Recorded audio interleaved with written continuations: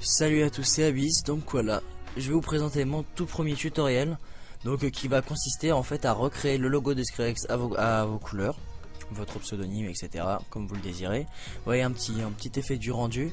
Juste pour vous dire également qu'en fait là je commente ma propre vidéo parce qu'en fait j'ai fait une grosse erreur et vous voyez là c'est le lien de la police qu'on va utiliser.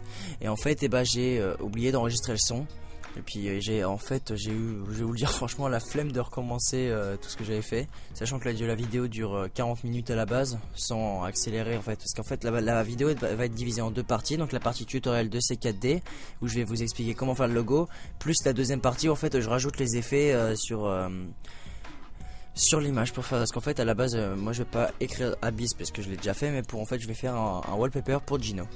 Donc voilà, en fait je viendrai juste de rajouter un simple effet de texte, non, un simple texte tout simplement. Et en fait on va garder les i, on va mettre 3 i à Gino pour garder en même temps le logo des Skrillex. Et donc il suffira bien évidemment d'installer la police que je vous ai donnée, que je vous mettrai le lien dans la description. Elle s'appelle Hair Beat Dubstep il me semble. Est-ce que c'est ça? Oui c'est ça.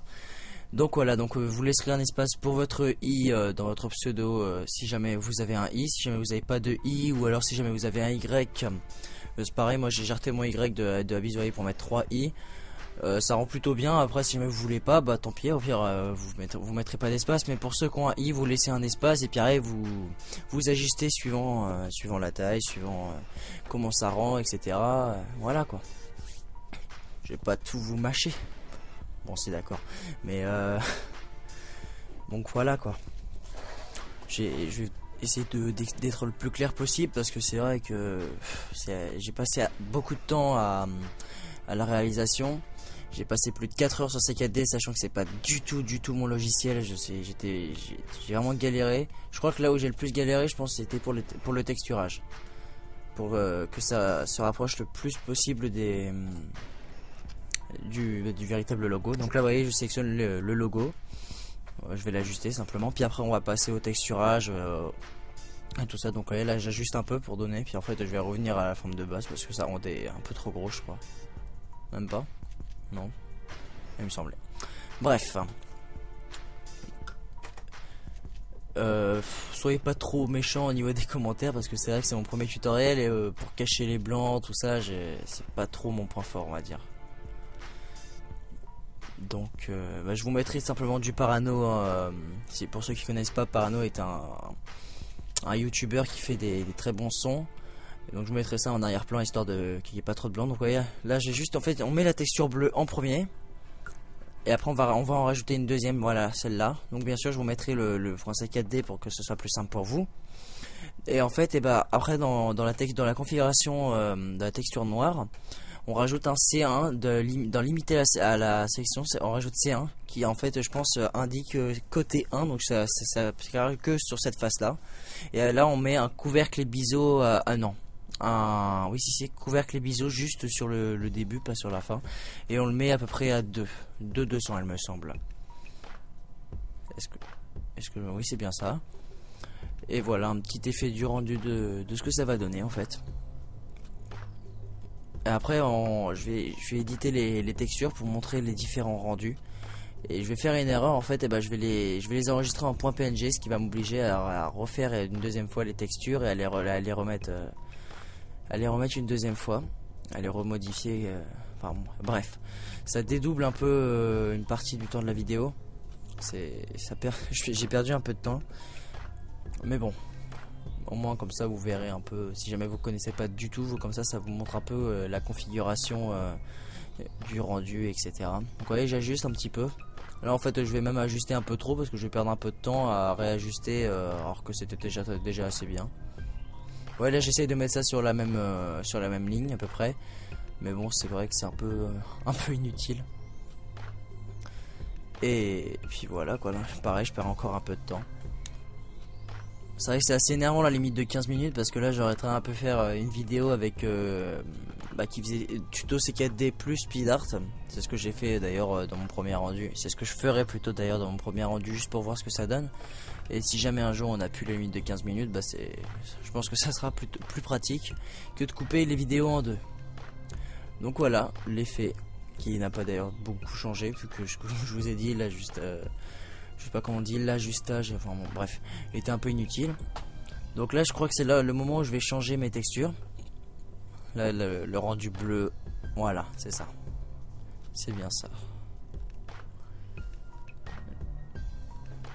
Donc là en fait c'est un rendu bleu un peu plus qui ressemble aux couleurs de Skyrex, mais aussi on va changer.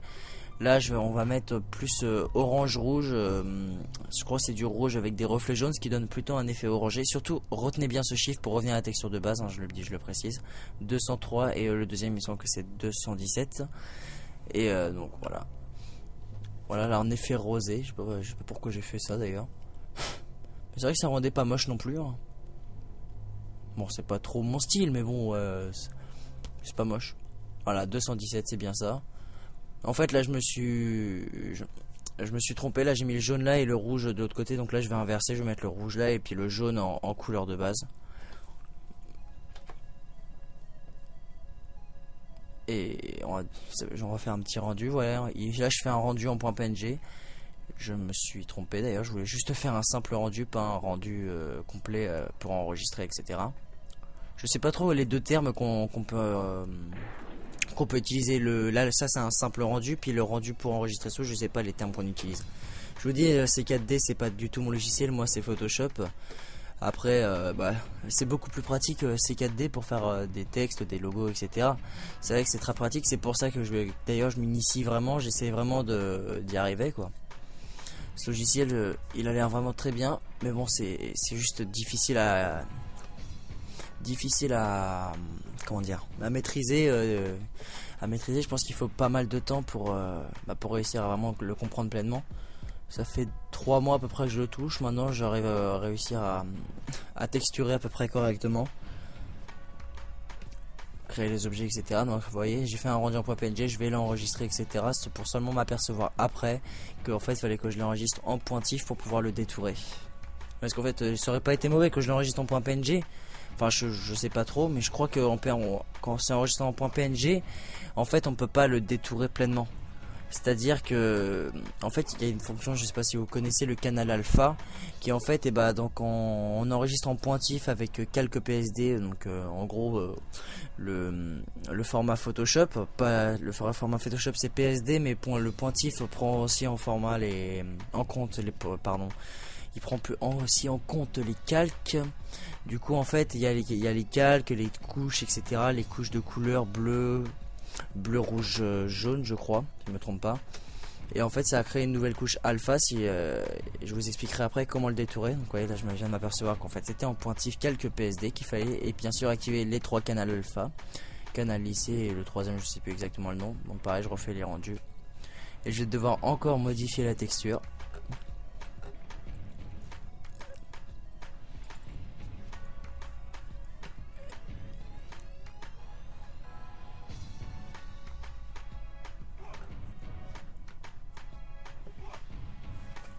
Vous voyez, je me gourre encore de couleurs.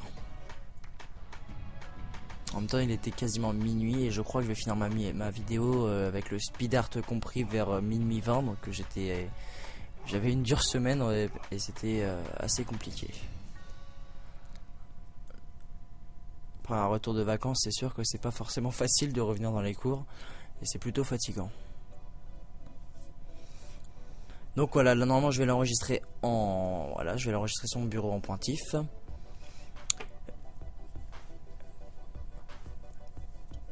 Canal alpha bien sûr coché, sinon ça servait absolument à rien tout ce que j'ai fait. Je change le nom, sinon ça va l'enregistrer par dessus, ce serait pareil un peu inutile. Donc voilà, je vais vous expliquer vite fait comment on détourne les images via Photoshop, très simplement.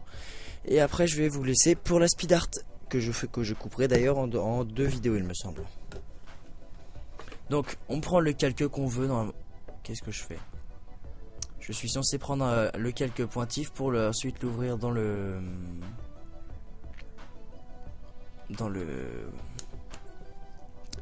je sais plus ce que je disais. Pour l'ouvrir dans le logiciel Photoshop. Et là en fait, ah oui d'accord, je vous présente en fait le site web. D'ailleurs je vais pas trouver l'URL. Je vous ferai une petite aparté à la fin de la vidéo pour vous le présenter avec l'URL, etc. Et puis vous montrer un peu à quoi ça ressemble.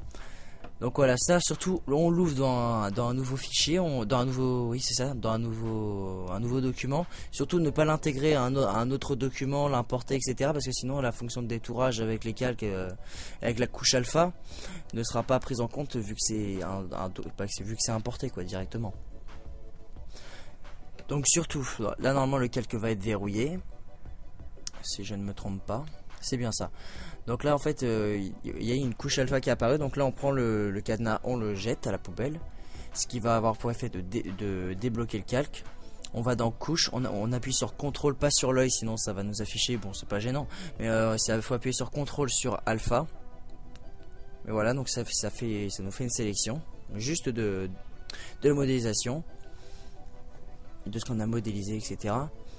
Et après normalement on est censé appuyer sur masque de fusion, sauf qu'en fait là j'avais une petite fenêtre qui ne voulait pas partir, je ne sais pas pourquoi. Du coup en fait je vais galérer, je dois le mettre, l'enlever du full screen et puis le mettre en fenêtré.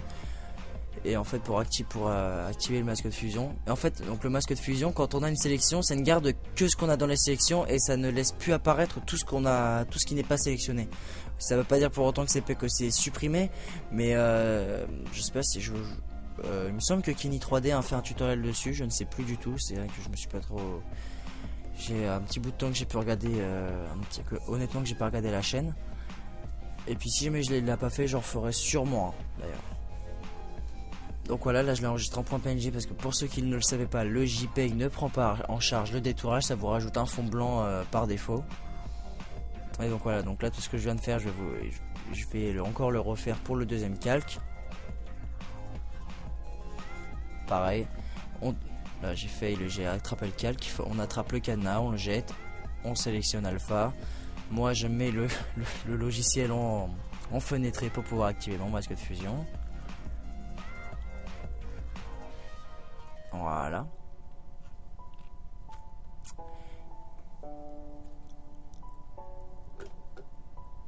Je l'enregistre en .png sous un autre nom évidemment.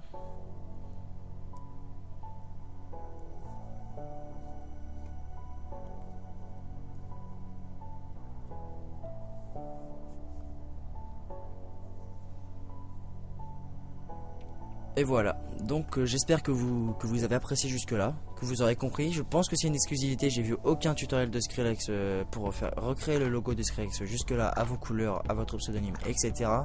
Donc j'espère que vous avez que vous avez bien compris, que j'ai été assez clair, j'ai pas laissé trop de blanc aussi, et que la suite vous plaira. Salut les gens.